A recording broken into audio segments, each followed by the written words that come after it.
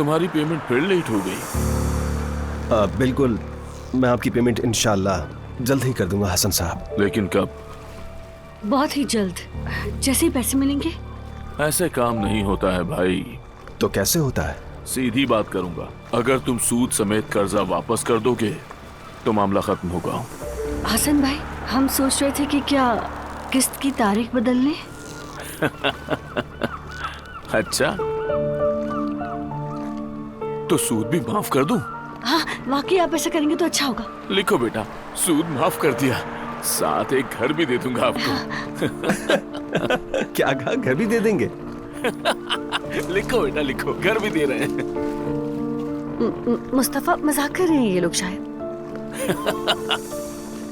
सुनो बच्चे, तुम लोग क्या कर रहे हो? कारोबार कर रहे हो या फिर कोई नया तजुर्बा?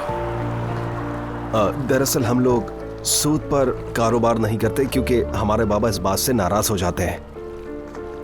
लेकिन हम लोग तो सूद पर ही काम करते हैं। मुस्तफा, बाबा नाराज होते हैं, क्या कह दिया तुमने? नाराज नहीं होते, बोलो।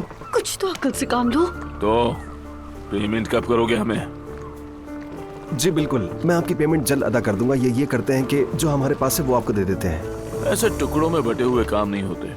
तुम अपना कर्जा पहली किस्त के साथ सूद समेत ठीक ठाक अदा कर दो और फिर इस चेहरे को दोबारा नहीं देखोगे।